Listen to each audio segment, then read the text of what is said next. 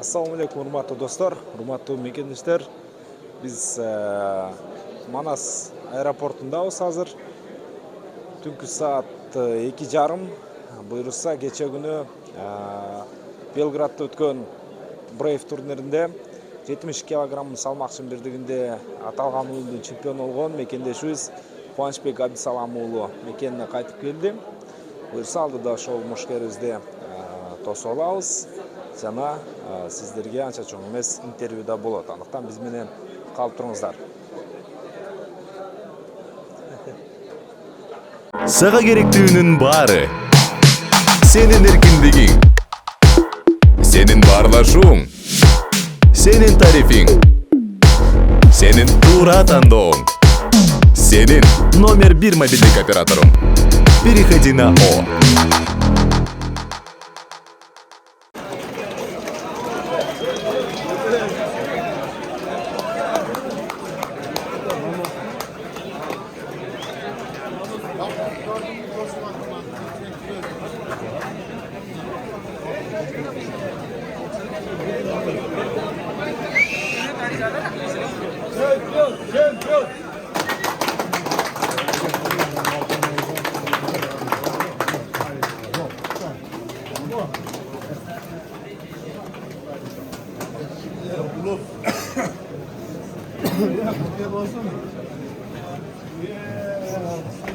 Ferra sıvı alayım ya. Ferra. Bunlar aldım.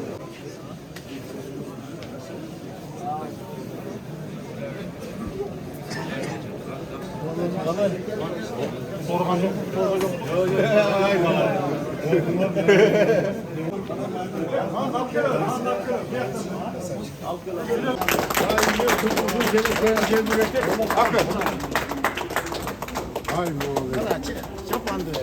Çapan ver. Молодец. Bütün orada tamam. Bundan keyin daha iyiliklerge getiriyor. Şunda iyiliklerge getir. Kırmızı gel bir et biliyorlar. Hani mandap geldi sana. Mandap gel. Allah kana. Lan diyeyim 18 gramına.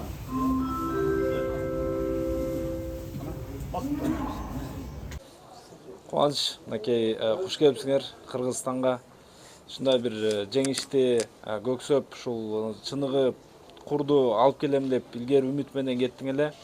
Жеңиш кут болсун биринчиден. Ошол Белградка болгон сапар жөнүндө айтсаң алгач. Чоң рахмат силерге биринчиден. Сапар барып, байсалдуу болуп, мына Кудай буйруса жеңиш менен кайтып келдик. Мениеттин артынан ушундай титул менен кайтып келдик мекенибизге. Сапарыбыз жакшы болду. Эми беттештин өзү жөнүндө айтсаң, салмак кууларда эч кандай маселе болгон жокпу? Кандай абалда чыктың? Атаандашың чындыгында өтө олуттуу, күчтүү атаандаш экен. Аны көрсөттү деп ойлойм. Салмак буусунда өзүбүз биз көптөн бери эле вес болуп, уже профессиональный болуп калганбыз. Диета кармап, кыйналасың, кыйналбайлык дебейбиз. Кыйналдык, бир аз кыйналып туруп, кыйынчылыктын артынан ушундай жеңиштер болот. Соперник айтып берсем, соперник Дагестандын эң жакшы алдыңкы мушкерлеринин бири. Өзүм көптөн бери таанып, шоу сборлордо, шоуга тренировка кылып ашыгып жүргөн бала, жакшы иштейт. Ошого карабай биз дагы бул жактан жакшы подготовканы кылдык, ошонун кайсы күчтүү агайлар менен тактиканы коюп, ошо менен Кудай буйруса ошо кечээки бойдо 5 раунд урушуп, очко менен жеңип келдик. Азыр баягы көпчүлүктө баягы кызыктуу суроо болуп жатат да. Жаңағы кокустан түшүп калбадыңбы, мойнунчу? Ошол учурда кандай ой кетти сенде? Бизде аякка чыккандан кийин жанагындай артка кайта турган сезим эч качан буга чейин болгон эмес, мындан кийин деле болбойт деген ишеничтебиз Кудай буйруса. Эми ал жерде биздин бир аз ошибкабыз болуп калды. Жанагындай кылганда биз өзү кол менен түшүрүп коебуз деп аткан маалда моюнга кирип калыптыр эле. Анан ошону силкип бир аз плотно кармап калыптыр. Оодарылып, бир аз аябай катуу кармады. Аба өтпөй калган бир какой-то 5 секундга караганда бир аба өтпөйдөн болуп калды. Бир бура алганда жакшы чыгып кетти. Ошондон кийин до конца кайра 3-раундда уже ачылдык. Ой, иштебесе болбойт экен деп туруп кайра баштан. Өзүңдүн ошол жерде өзүңдүн характериң жардам берип кетти окшойт, Характер менен чыгып жардам берди. Анан мынакей өзүң айтып калдың буга сбордо чогулуп жүргөнбүз депчи. Ошо Марат Гафуров менен дагы чогуу жүргөнсүңөр да ошол команда мененчи. Чындыгында сага каршы гейм планды да абдан жакшы түскөн окшойт. Кандай баа бердиң атаандаштын гейм планына? Бизге көп акыл насааттарын айтып, өзү бизден улуу мушкер, тажрыйбасы да жакшы. Күрөш жагынан бизге көп нерсени үйрөтүп, биз дагы аябай мындай кооптондук ал жерде. Биздин ошибкаларыбызды билет, кандай эмнеге иштешибиз, эмнеге слабый экенин билет, ошо кандай тактика коюлу экен деп өзүбүзчө биз дагы эми соперник көбүнчө ошо греппинг жагында басым жасайт эле, бойлордон тээп уруп, ошого биз даярдана бердик. Ошончо жанагы выходтарын болевой тартканга, удушка тартканга ошончо аракет кылдык. Ошого эч кандай бизде жанагындай катуу деле биз муунту же кол немесин болевой жагынан эч тарталган деле жок. Даярдандык, тартайын дегенде эле контр кылып коюп аттык. Ошо менен жакшы.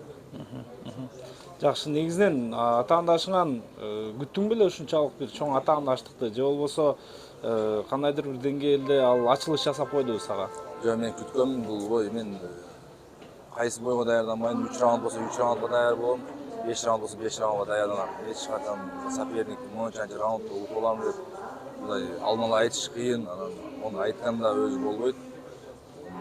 Алда эле даярданып келет да. Ошого биз 5 раундга бул жактап, носибиз жактан чуркап, тренировка жактан спарринг иштегенде да 5 раунд эмес, 10 раунд спарринг иштеп бул жакта 5 раундга даяр боло келди. 5 раундга биз даяр болуп барганбыз. Кандай болуп калат кечегиндей. Момент келет бул өзү соперникти момент келген маалда кармап утуп калышы мүмкүн. Биринчи раунд, экинчи раунд болбосо 5 раундга созулуп калат да. Ошо биз полный раундга даяр болгонбуз. Жакшы, эми алдыда кандай бул поездди курду коргойсуңбу же кече күнү ошол беттештен кийин айтып калдың виза жагынан президентке да кайрылуу жасап жардам берсиңер, биз ошол башка океан ар жагына да барсак деген өзүң оюңду айтып калдың да. Брейвтен чыгып же ошол жака кетүүгө ниеттер барбы? Контракт боюнча кандай? Биздин командабыз агаларым менен биз илгериден өзү ушул спортко келгенде биздин максатыбыз Булай біздің қырғыз желебет дүниелік аренада UFC азыр UFC болады дүниелік арена. Ошол жакта биз кыргыз желебет деген өзүбүздүн ойлорубуз бар. Ошо талап эмгек кылып келебиз. Эми убакыт келип десек деле уже болот го дейм. Ошого бир аз виза жагынан виза жана жардам берсе, жана рабочий кылып мамлекет чечип берет болсо, биз ошол жака чыгып урушканга толук мүмкүнчүлүгүбүз болот да, кудай буюрса. Уюм менен келишим бүттү? Бул уюм менен уже келишим деле бүтүп калды. Эми азыр бияктан визалар чечилиши дагы бир бой зачта кылып алышыбыз мүмкүн. Зачта кылсак, дальше ар жака кетебиз да. Толуккандуу бошойт. Анан акыркы ушул эки беттештериң, мисалы Кыргызстанда эле, Бишкектен эле даярдык көрүп баратасың да. Буга чейин ушул сырт жакта, чет өлкөдө машыгууларды өткөрүп анан кийин кайсы жерде беттеш боло турган болсо барчың эле да. Мындай тактиканы өзгөрттүңөр да, подготовканы. Эми мына кече акыркы беттешке карата айтсам, мен акыркы беттешимде сопернигим өзү Дагестан жеринен болгон үчүн, Дагестандык болгон үчүн. Ошого карата биз ал жака барганга бизге мындай эми деле болгон жок да. Бардык ал жакта чогуу иштеп калабыз, экөөбүз бири-бирибизди билип калабыз. Тренерлерди бир ашыкпагыз айтып подготовканы ошон үчүн буулусунда өз барайын деп атканбыз. Башка соперникке берилет эле. Ал соперник отказ берип, анан муну берип калды. Ошого карата анан биз бул жактан азыр уже бизде дагы кыргыз мушкерлер өзүбүздүн вестен дагы жаштар да жакшы өсүп жатат. Бул жакта өзүбүз сүйлөшүүлөр менен кылып дагы өзүбүз бул жакта кылдык. Подготовканычы. Ошо менен мурункусунда болсо анда деле биякта спарринг партнерлор жакшы болгон үчүн бул жакта эле даярданып калдык да. Жактан деле толуккандуу даярданып чыкса болот, туура? Эми каяка Америка барасыңбы, Кытайга барасыңбы, же Дагестанга барасыңбы, адам өзүнүн кайсы жерде болсо да адам калып эмгек кылыш керек.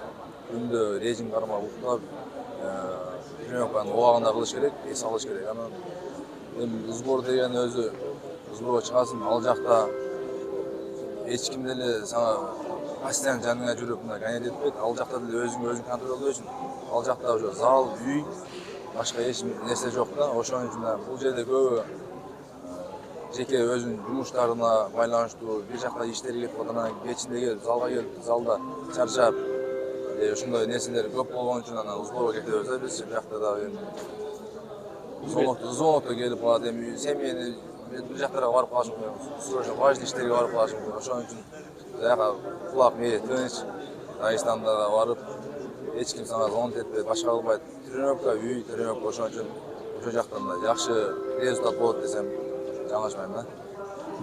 Рахмат. Кубаныч, ийгилик. Чоң рахмат. Коргоп жүрөр курду дагы. İşlerimizde çok olsun. İki günün içinde Kıbrıs Spor Kulübü iki belirli oyunların Belburun'un nesi olup kurgan oturaklar negizele kандай болуп атат? Маш куруучу катарында сиздин бир чоң эмгегиңиздин артындагы ийгиликтер акталып отургандай да. Бул эми көпчүлүккө белгилүү болгондой Кыbrıs Spor Kulübü'nө 10 жыл болду муну негиздегенибизге. Биздин негизги алдыга койгон максатыбыз ушул максат эле да. Биз өзүбүздүн желегибиздеги дүйнөлүк деңгээлде ат чыгыш деген максат. Кудай кааласа ошол эмеге жетип атабыз. Алла насип кылса. Кечеги 17-си, 18-и деген бул мен үчүн эң 10 жылдап күткөн күн, бул канчалаган мээнет десем болот. Ошол акталды. Акталды десек болот. Экөө тең настоящий чемпиончулукка жетишти. Буюрса, экибиздин дагы башка биттери болгон аракетиңиздерди да кылып жатсыңыздар, акен артына Эми биздин негизги максатыбыз Алла насип кылса ушул келечекте UFC'ге чыгып, максат UFC'ге эле жетиш эмес, UFC'нин дагы чемпион болушу деген максаттабыз. Кудай кааласа бул экөө менен эле чектелбейт, дагы чыгат бизден чемпион. Мына эки чемпион уже бул эң жакшы жетишкендик десем болот. Бул боюнча токтобойт. Биз дагы алдыга Кудай кааласа дагы чемпиондорго алып чыгабыз. Биздин негизги максат ушул. Анан ошол кечеги беттеш учурунда сизде кандай эмоция болду? Ошо кубаныч кармаганда биз коркуп кеттик чындыгында. Кубанычтан негизи ишенип эле отурганда көпчүлүгүчү оңойлотуп коет, азыр чыгат. Ошондой эле болду. Болгон баягы аз жерде баягы муун тыкмасын жасап коюп жаздады да атаандашы. Кечеги бой жөнүндө айта кетсем, кечеги бой өзү негизи кыйын болду. Ачык айтканда негизи кыйын болду. Буну биз күткөнбүз. Бул бойго чейинки ой дагы кыйын болду. Шунча жыл чемпион болуп, шунча жыл мээнет кылып, убактылуу чемпион болгондон чыныгы чемпиончулукка келгенде бул Алладан Алла сактасын, ол утулуп калган болсо эң обидно ошол да. Себеби канчалаган мээнет текке кетет, канчалаган заслуга кетет дегендей. Анан кечеги бойдун өзү негизги подготовкасы кыйын болгон, бой дагы ушундай кыйын өттү. Муунту укмасыга менин алдыма келип түшүп калганда кандай десем, өтө башкача сезим болду, өтө кыйын болду. Ошол убакытты кыскасы айта албайм. Өзүмдө кандай эмоция болгонун кыйын болду. Ушу менен эле бүтүп калабы деген Ушу менен эле бүтүп калабы. Мен ойлогом, ыздача кылбайт бул. Ыздача кылбайт. И ушул муунту укмасы менен аваз этпей, өзүн жоготуп коебу деген сезим болду. Ата ыздача кылат деген ой жок эле. Ыздача кылбайт, ага ишенем. 100% ишенем. Толугу менен. Ошо муунту укмасында аваз этпей, өзүн жоготуп коебу деген ой пайда болду. Ошол эмоция өтө катуу болду. Ал мага эле эмес, бүтүндөй ушул коомчулукка дагы белгилүү болду окшойт ал. Ооба, сиздей эле сезимде отурдук биз дагы. Бизге аба жетпей калып аттан чамча. Рахмат Алмайке. Ийгилик болсун, Ихлас командасына да ийгилик. Токтомуш, сизге дагы рахмат. Рахмат. Сизге ийгилик. Рахмат. Ага. Атарып келдиңиздер. Жеңишке жетишип келдиңиздер. Ага чейинки ушу баратканда ойлор, келатканда сезимдер кандай болуп атат? Жолуңуздардан бир чоң жүк арылып кіргенде болду окшойт. Рахмат, ассаламу алейкум, кыргыз элим. Туура айтасың, баратканда өзүнчө толкунданып, өзүнчө башка бир сезим болот. Биринчиден Аллах таалама биринчиден шүгүрлөр болсун. Аллахтан болду. Анан мен ойлойм, салам улуу кубанычтын талыкпаган эмгегинин натыйжасы. Себеби өзүңүздөр көрдүңүздөр, баягы выносливость, омокто ошондой характер бар. Чарчабайт бола 5 раунд көрдүңүздөр, 5 мүнөттөн толугу менен урушуп берди. Албетте толкундануу болду, сүйүнүш дегендей. Бир четинен мына бүгүн экинчи тур келип атат Кыргызстанга. Кече өзүңүздөр билесиздер, адилет алып келди. Мен ойлойм, Кыргызстанда жаштарыбыздын келечек астында, Кудай буйруса, Аллах таалам колдоп турса, дагы мындан ары жакшы ийгиликтерге жетишебиз. Кааласа Кудай буйруса. Ийгиликтер болсун, историяда агалар спорт болсун, колдоп коштоп турган. Рахмат ага чоң. Рахмат чоң.